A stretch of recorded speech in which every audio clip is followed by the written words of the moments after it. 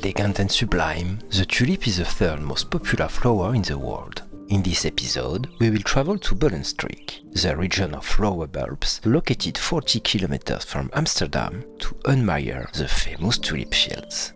We'll take a little break at the Coffee and Coconuts dining, then go explore the Dekkevolle neighborhood, and finally end with the beguinage.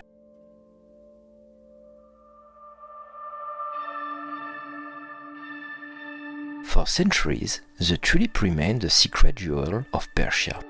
The flower of sultans from the gardens of Constantinople seduced all the courts of Europe, including that of the Sun King, before becoming the symbol of Holland. Originally, the tulip was a wildflower that naturally grew at the foot of the Himalayan chain. Since the region was under the dominion of the vast Ottoman Empire, conquered by the Turkish Sultan Suleiman the Magnificent, the precious flower arrived in Constantinople as tributes from the subjugated provinces. For a long time, this flower remained exclusive to the rich gardens of Constantinople. The flower was then the emblem of the sultans and the highest lineage, and its trade was strictly forbidden. But in the 16th century, as Constantinople became an essential crossroad of commerce, many foreign visitors discovered this secret flower. In the 1560s, Konrad Gessner and then Clusius, prefect of the Imperial Garden of Aromatic Herbs in Vienna, succeeded in clandestinely obtained some bulbs. It's thanks to the latter that the first crosses of different varieties were made. In 1578, a few bulbs also arrived in Great Britain. The flower then became a must-have in the royal gardens of Europe, and Louis IV adopted it as the official flower of the court. The tulip trend then led to the creation of a multitude of new varieties, each more beautiful and rare than the other. In the 17th century, Dutch bourgeois spent crazy amounts of money to buy precious bulbs, which didn't fail to arouse the greed of some merchants eager for big profits. A wave of madness then swept over the tulip trade. Bulbs became a few years a commodity traded at a high price. In January 1637, at the peak of the bubble, the tulip could be worth up to 15 years of a craftsman's salary. A bulb of the Semper Augustus variety, the most sought after at the time, would even have been traded for 10,000 florins, then equivalent of 2 houses in the city. On February 3, 1637, due to an epidemic of bubonic plague, buyers didn't show up, and this was enough to cause a complete reversal of the market. The absence of buyers spread throughout the city in a few hours, and in a few days, tulip bulbs became unsellable throughout the United Provinces. The bulb's price crashed for 95 to 99%.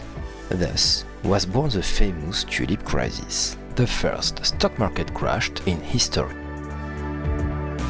This return to normal allowed the flower to democratize, to our great delight.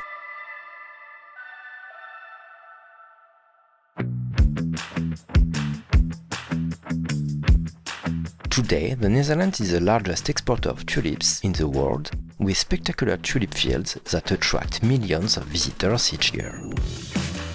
The best time to visit the tulip fields in the Netherlands is from April to May, when tulips are in a full bloom. Amsterdam is one of the best places to see tulips in Netherlands. The city also hosts a tulip festival every year, which includes tulips exhibitions, concerts, and parades.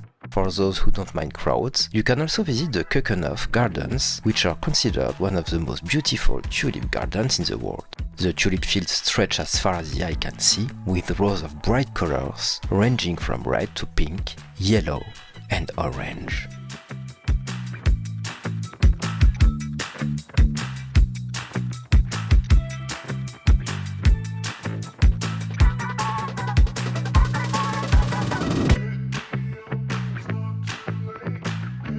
Visiting the tulip fields in the Netherlands is an incredible experience, which we highly recommend.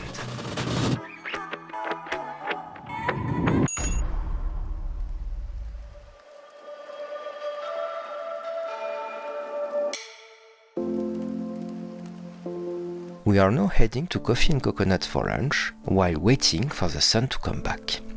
It's a pleasant place in the center of Amsterdam with a neat decoration where people come to have a drink or eat.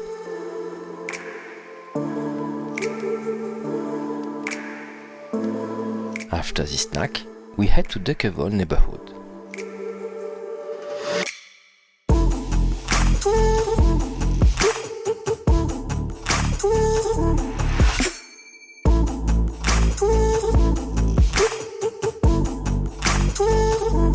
The Dekkevoll neighborhood is one of those amazing places located in the heart of Amsterdam.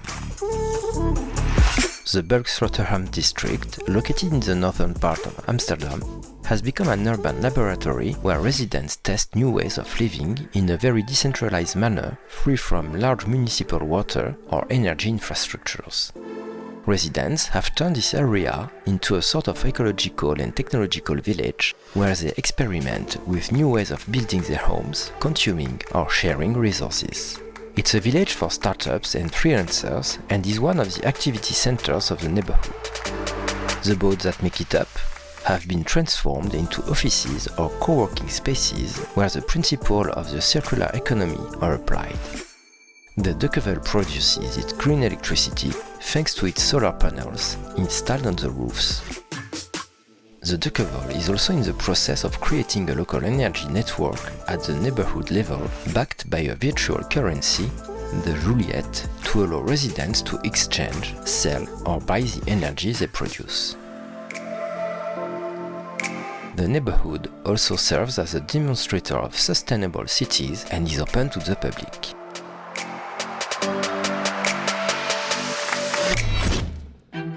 After this surprising visit, we set off to discover the Amsterdam Beginage, which is one of the oldest inner courtyards in the city where Begins lived. The Begins were women, widows or single, who grouped together in non-mixed communities. They studied, worked as they pleased, and obstinately refused marriage, preferring to stay among themselves like religious sisters, except that they didn't make any religious vows. It was built in the 14th century and is composed of a set of buildings, which are now private residences. It also houses the English Reformed Church of Amsterdam, built in the 14th century, which serves as a chapel. At number 34 of this lovely neighborhood, you can see the oldest house in Amsterdam. It dates from the early 15th century and is one of the only two houses with a wooden facade preserved in the city. Indeed, wooden houses were banned in Amsterdam in 1521 due to the risk of fire. The last Begin to have lived there died on May 23, 1971. It's an unusual and peaceful place, just a few steps from Kalverstraat, one of the busiest streets in the city.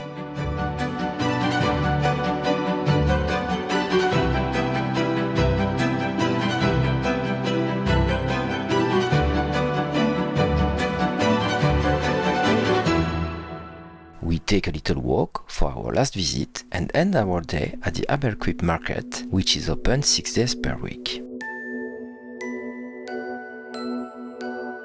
With over 260 stalls with food, clothes, flowers, souvenirs, household items, it's by far the largest and most famous open-air market in the Netherlands. As this is a great place for food, we ate a tasty Asian bun at the Buns Bar and then went at the stroopwafels with a traditional, freshly baked waffle. And this is how we end our day. See you soon for new discoveries.